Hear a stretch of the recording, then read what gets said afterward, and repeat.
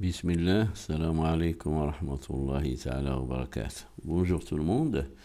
On va continuer de parler toujours des réflexes et les éléments intervenant dans les réflexes innés médulaires. On a vu tous les organes, c'est-à-dire premièrement on a la peau, l'intervention de la peau et l'intervention du nerf et l'intervention de la moelle épinière. Et aussi, il n'y a pas intervention de l'encéphale. La première expérience est où, la première qu'on a vue, il y a destruction de l'encéphale, c'est-à-dire c'est une grenouille décérébrée, et on a excité la peau. Qu'est-ce qu'on a vu? On a une réaction qui est positive. Pourquoi? Parce qu'en réalité, on a tous les organes qui interviennent dans les réflexes, sont présents, sont sains, sont fonctionnels. Premièrement, c'est la peau. Et là, on reçu l'excitant qui est avec, il est toujours une condition, c'est-à-dire il possède une intensité suffisante. Il y a une excitation. Et après naissance d'un influx nerveux sensitif. Cet influx nerveux sensitif arrive à la moelle épinière. Il n'arrive pas au niveau de l'encéphale. Pourquoi? Parce que l'encéphale, elle est détruite. On a aussi la présence d'un influx nerveux moteur. Pourquoi? Parce que on a un mouvement, c'est-à-dire la patte a bougé. La deuxième expérience, c'est quand on a anesthésié la peau et on a excité avec le même excitant. La réaction est nulle, négative. Pourquoi? Parce qu'il n'y a pas d'excitation, il n'y a pas d'influx nerveux sensitif. Et en revanche, au contraire aussi, il n'y a pas d'influx nerveux moteur. C'est pour cela que la patte n'a pas bougé.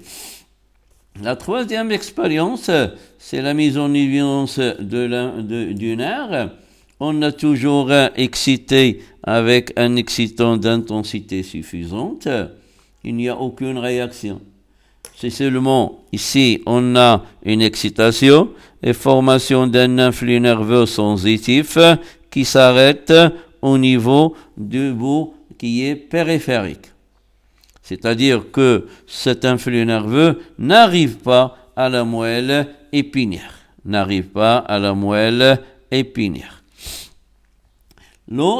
Pour l'autre, il n'y a pas d'influx nerveux moteur. C'est pour cela qu'il n'y a aucun mouvement. Pour la dernière, c'est la mise en évidence de la moelle épinière. On a excité toujours avec le même excitant, c'est-à-dire intensité suffisante. Ici, on a la peau qui est saine.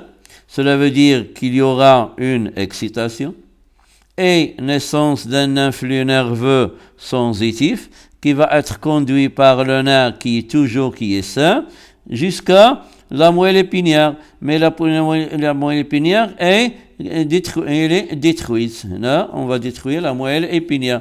C'est-à-dire que cet influx nerveux sensitif arrive au bout du nerf rachidien, il va s'arrêter.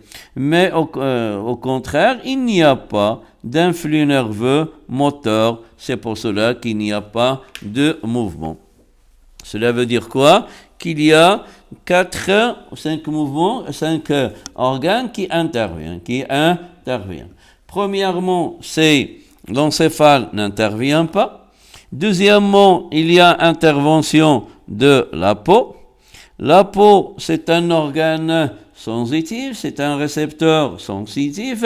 Son rôle, c'est quoi? C'est recevoir l'excitant. C'est au niveau de la peau que se forme l'excitation et il y a naissance d'un influx nerveux sensitif. Deuxième constituant, c'est le nerf. Quel nerf? C'est le nerf rachidien. Il va jouer dans cette situation-là, c'est un conducteur sensitif. Pourquoi? Parce qu'il va conduire le flux nerveux sensitif qui est né au niveau de la peau jusqu'à la moelle épinière.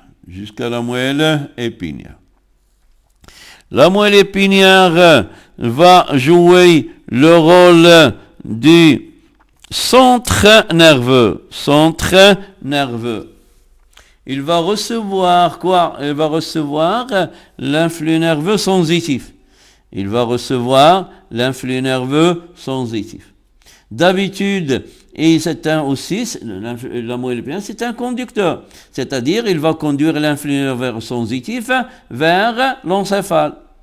Mais pourquoi? Parce qu'il n'y a aucun rôle, il n'y a aucune utilité, aucun intérêt. Pourquoi? Parce que l'encéphale, elle est détruite. Et après, on a aussi la présence d'un influx nerveux qui est moteur. Pour l'autre, on a aussi l'intervention de quoi? Du nerf, le nerf rachidien, mais il va jouer le rôle d'un conducteur moteur. Pourquoi? Parce que il va conduire l'influx nerveux moteur. Jusqu'aux muscles. Les muscles, ce sont les organes effecteurs. Ce sont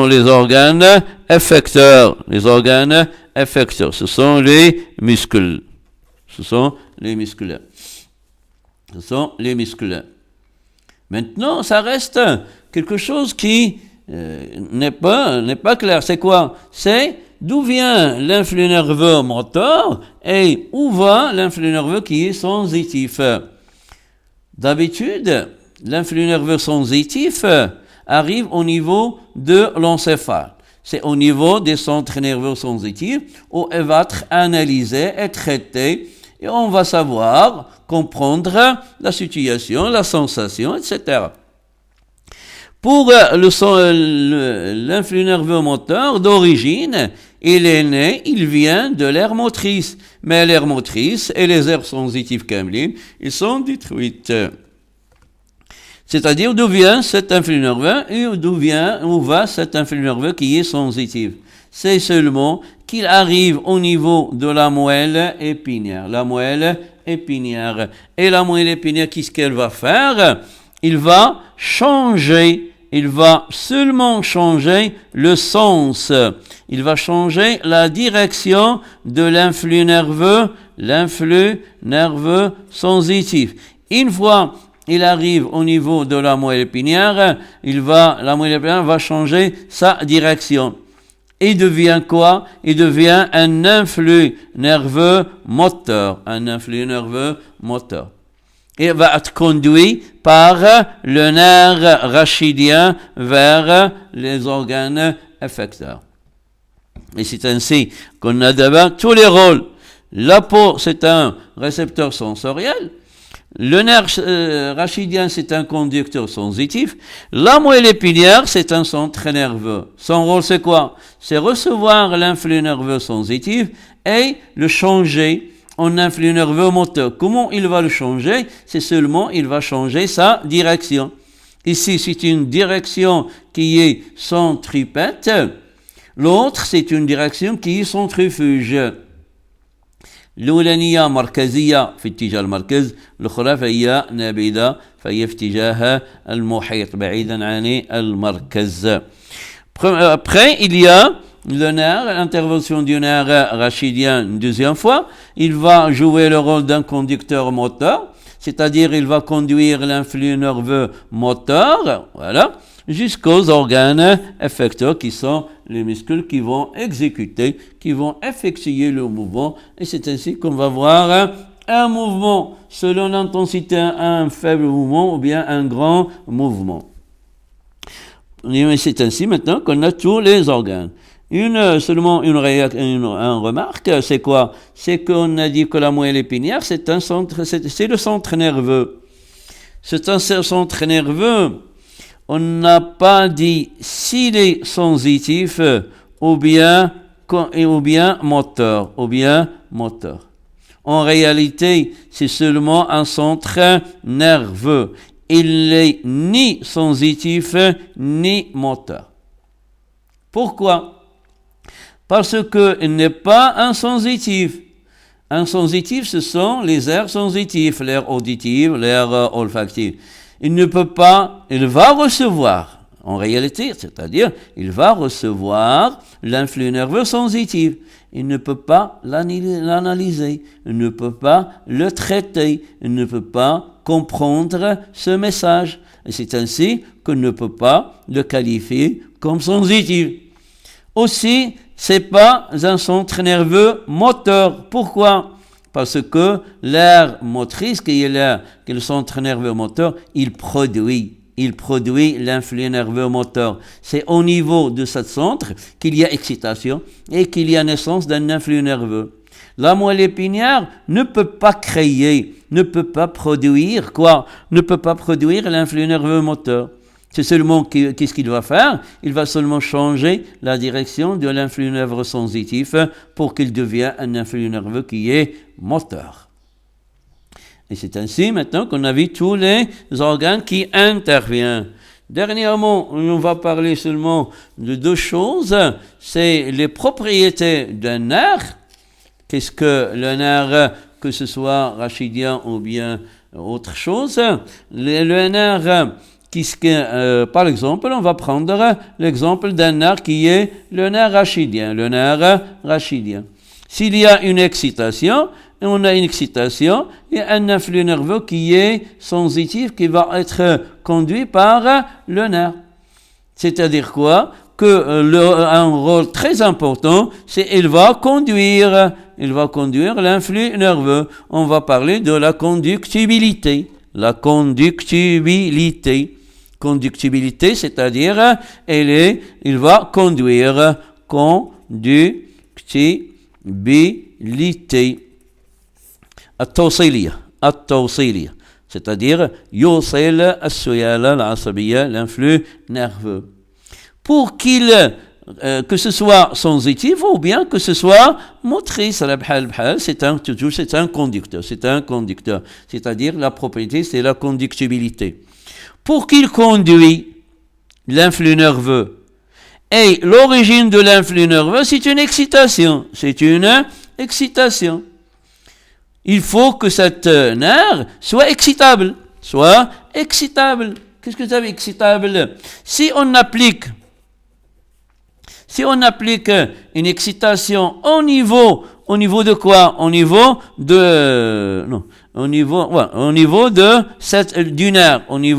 nerf. Si on excite le nerf, on doit voir une réaction positive. C'est-à-dire, il y aura une excitation et formation d'un influx nerveux.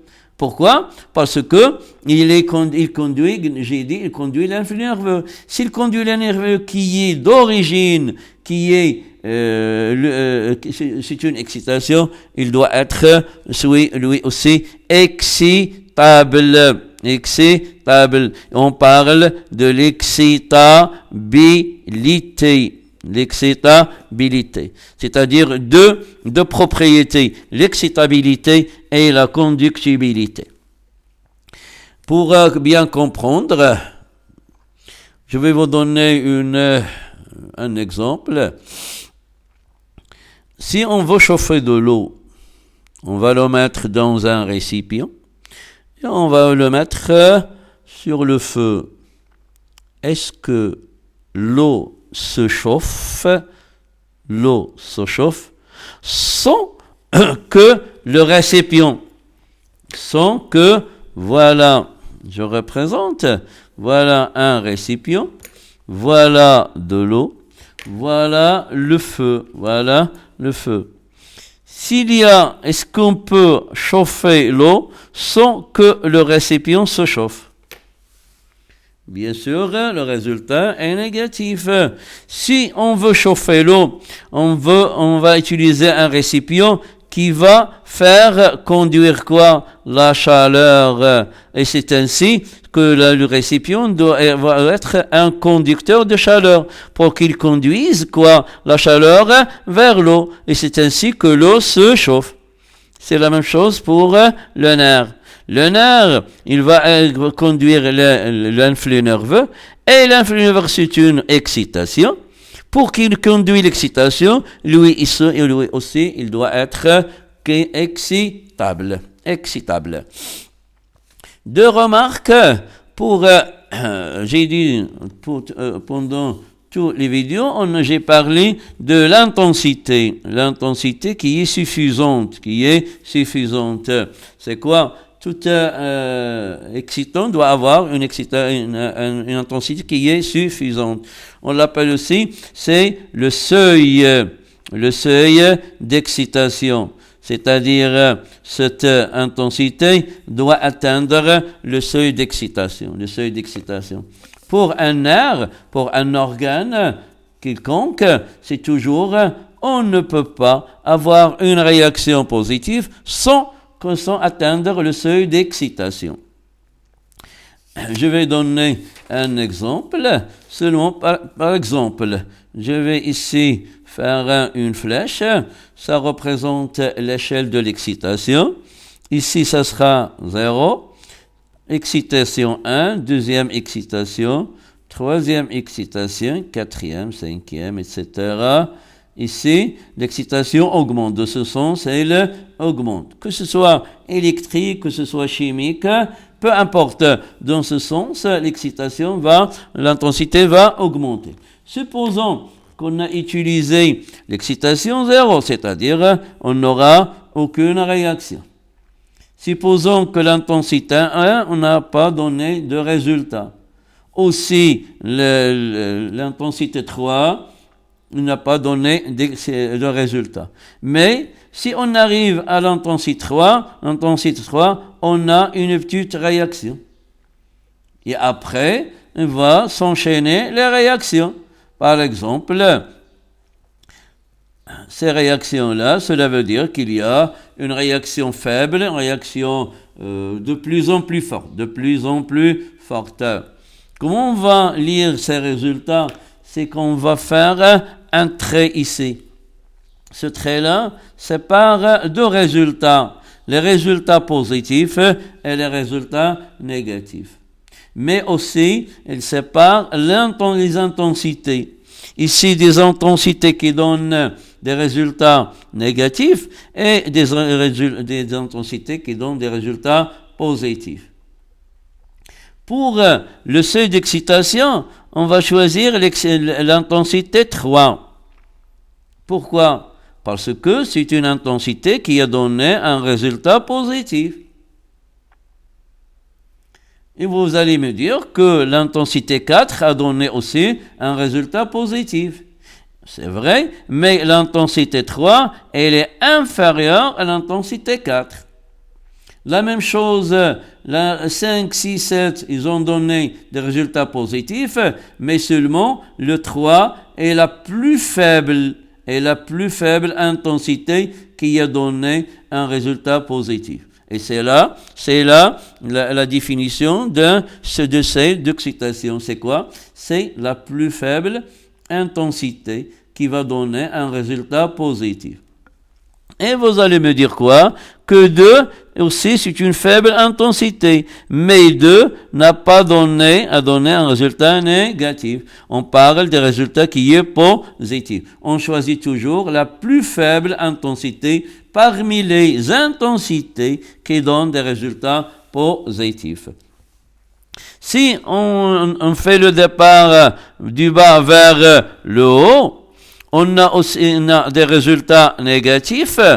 Une fois il y a apparition des résultats positifs, on va choisir cette intensité. Bien sûr, ça sera la plus faible. Si on débute du haut vers le bas, on a toujours des résultats positifs Et l'intensité 3, ce sera la dernière intensité qui va donner un résultat positif. Après, on aura l'intensité 2 et on entre dans le domaine des résultats qui sont négatifs. C'est pour cela qu'on choisit toujours l'intensité 3 comme seuil d'excitation. Et cette seuil d'excitation, ça varie selon les organes, selon les nerfs. Autre chose, c'est seulement une remarque, c'est aussi, on a parlé des nerfs rachidiens. On a dit que jeu de rôle, c'est un conducteur sensitif, c'est-à-dire il conduit l'influx nerveux sensitif, et aussi c'est un conducteur moteur, c'est-à-dire il conduit l'influx nerveux moteur. C'est pour cela on va le qualifier comme un nerf qui est mixte, مختلط. Mixte, c'est-à-dire il va jouer deux rôles. Il est à la fois sensitif et à la fois moteur. En réalité, c'est quoi? Que le nerf rachidien, il est formé par deux parties. Une partie sensitive et une partie motrice. Cette partie responsable de la conduction de l'influx nerveux sensitif, et cette partie, elle est responsable de la conduction de l'influx nerveux moteur. Wassalamu alaikum wa rahmatullahi ta'ala wa barakatuh. Je vais continuer dans notre vidéo, Inch'Allah bi'idni.